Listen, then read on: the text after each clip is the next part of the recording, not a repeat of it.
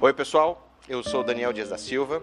Eu estou aqui a convite do Incitarte, o seu programa de teatro na web, para ser repórter por um dia e mostrar os bastidores do espetáculo A Tropa, de Gustavo Pinheiro, direção de César Augusto. Vamos lá.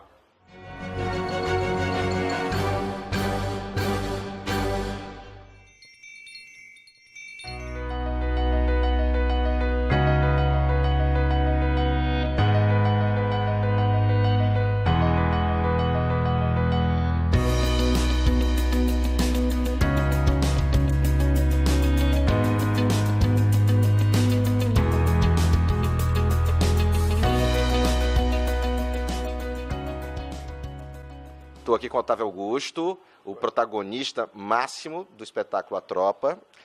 50 anos de carreira, Otávio, você já passou por todo tipo de espetáculo, já tem uma história consagrada. Eu queria te perguntar, o que te atraiu no texto A Tropa? Na verdade, o que me atraiu foi a própria história, ela toda, porque nós vivemos num país onde a história sempre se repete, não muda nunca.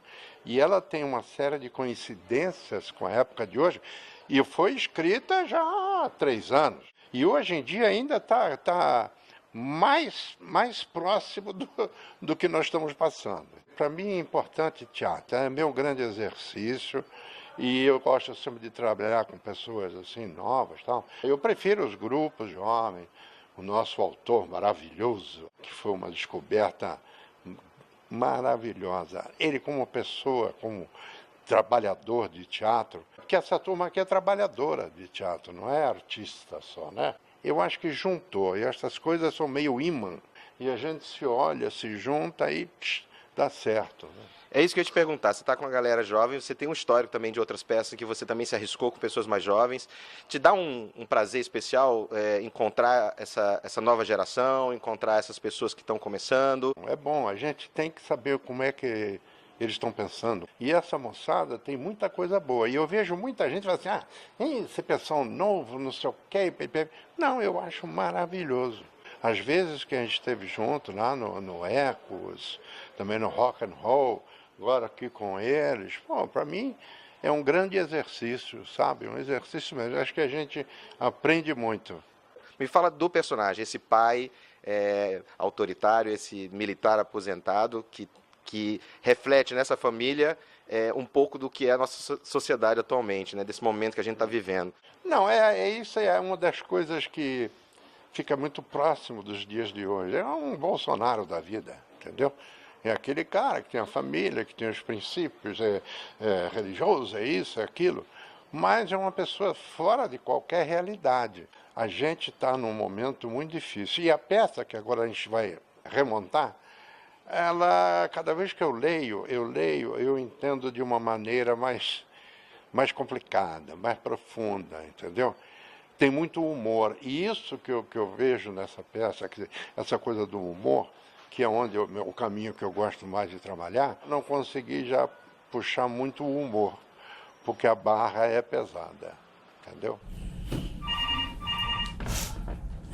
Alô? Pode subir. Não! Veja primeiro que você não é o japonês da Federal.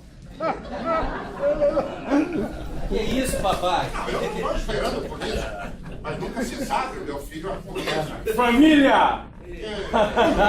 Ô, paizão! Estou aqui com o Gustavo Pinheiro, o autor do texto A Tropa. Gustavo, esse texto você escreveu dentro de um contexto político, social, de alguns anos atrás. É teu primeiro texto. Mudou alguma coisa de lá para cá? Acho que as diferenças ficaram mais evidentes. Acho que a gente tinha mais vergonha de mostrar as diferenças e agora a gente está escancarando elas. As diferenças políticas, ideológicas. As pessoas perderam a vergonha de se expor. Fala um pouco da peça e um resumo e de como é que você teve o estímulo para escrever esse texto. Na eleição de 2014, eu fiquei muito impressionado com o racha nas redes sociais, esses que a gente está vendo de novo agora, né? Eu acho que ali foi o começo disso, talvez, né? As pessoas defendendo suas opiniões de forma muito arraigada, né? Todo mundo quer falar, mas poucos estão dispostos a ouvir. E aí eu fiquei pensando como é que faz se todas essas diferenças estão restritas a um núcleo, ao menor núcleo de afeto, que é o da família, né? De onde não dá para você não curtir ou desfazer uma amizade, né? Ficou ali em 2014, ficou uma coisa de desfazer amizades históricas, amigos de colégio, que de repente por uma diferença, pronto, cortou aquela pessoa da sua vida porque ela pensa diferente de você. É muito perturbador isso. Aí eu fiquei com essa ideia e pensei, e como faz se você está num núcleo mínimo de 4 filhos e um pai, né? E se esses 4 estão confinados num quarto? Se a situação ainda é mais claustrofóbica, como é que faz? Agora, é curioso, porque quando eu escrevi esse texto em 2015, e não tínhamos a possibilidade de um militar na presidência, né? E o personagem que o Otávio Augusto faz é um militar aposentado. Então eu acho que a peça ganhou nessas camadas, assim. O teu texto ele ganhou um prêmio, você foi selecionado, né? A montagem foi o prêmio, tudo. Entre, pelo que eu li, 250 textos do Brasil inteiro. Agora você está publicando o livro, isso é uma coisa muito bacana. Qual a importância da gente ter esse tipo de incentivo para a dramaturgia hoje, nesse momento tão crítico que a gente está vivendo da cultura? Eu acho fundamental, né? Eu acho que esse projeto não teria acontecido se não fosse o Seleção Brasil em Cena, quer dizer, que é um projeto que seleciona dramaturgos, né? E dá a eles o maior sonho de um dramaturgo, que é ver o seu trabalho montado, e montado de um profissionalismo, quer dizer, uma equipe que tem Bia Junqueira no cenário, Adriano Ortiz na luz, César Augusto na direção, um elenco de primeira. Isso é difícil, né, para um autor estreante, eu diria que é quase impossível. E agora poder ter esse pedaço da história registrado num livro, né? Eu fiquei com muita vontade de editar o texto. A primeira vez que me ocorreu isso é quando o Nelson de Sá, da Folha, a gente botou aqui, escreveu: é espantosa a capacidade que o autor demonstra para expressar as divisões mais recentes na sociedade brasileira. Quando eu li isso, eu falei, isso merecia estar registrado de alguma forma. Sem nenhuma pretensão histórica, mas se daqui a 20 anos alguém entender como se pensava no Brasil, acho que tem 5 homens defendendo 5 teses aqui. Abençoe, meu pai. Deus te abençoe, meu filho. Que surpresa boa encontrar o senhor assim, vivo, acordado. Olha a surpresinha pro papai. Boa lá. Isso aí, mas Porcaria, papai. O senhor já bebeu coisa pior que eu sei. Não. Bebeu sim. Ô, Roberto, acordado, hein? Saudade, velho. Cadê? As meninas não vieram? Elas estão tão ocupadas agora? Eu tô com saudade das minhas sobrinhas. Estão muito ocupadas. Natália só pensa em viagem de 15 anos agora. Disney. Miami com as amigas.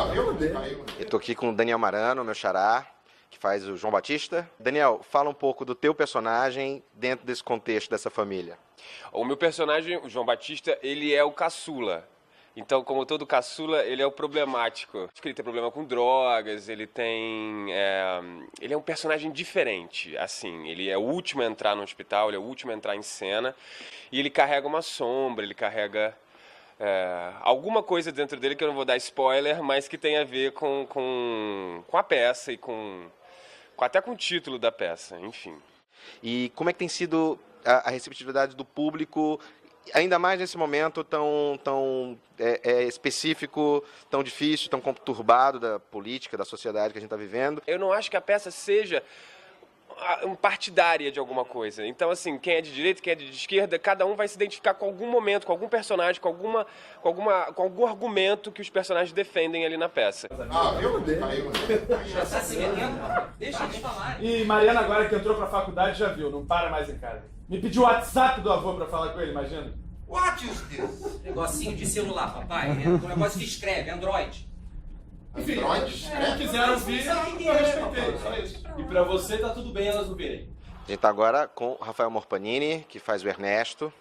Me fala um pouco do teu personagem dentro dessa família. O Ernesto, né, o personagem dos filhos, ele é o desgarrado da família, assim. Ele é o que cortou o cordão umbilical com a família e foi pra vida. Ele é um jornalista que está numa fase de transição de carreira, ele quer ser cineasta e tal. E ele é o cara que viaja. Eu acredito muito, eu construí meu personagem pensando assim, ele é o cara que foge dessa família. Como que a tropa entrou na tua história, o Ernesto? A tropa apareceu na minha vida porque eu fui fazer a faculdade na Cal. Teve essa parceria com o projeto que teve o Brasil em Cena, eles selecionavam atores saindo das escolas. Então foi via a faculdade. E essa coisa de estar viajando, eu venho de teatro de grupo, né? Eu comecei a fazer teatro com grupos, então eu passei por muitos grupos em São Paulo de teatro. Eu acredito muito nesse trabalho artesanal de grupo, de companhia, de não só ser ator. Eu já trabalhei como iluminador, trabalhei carregando cenário,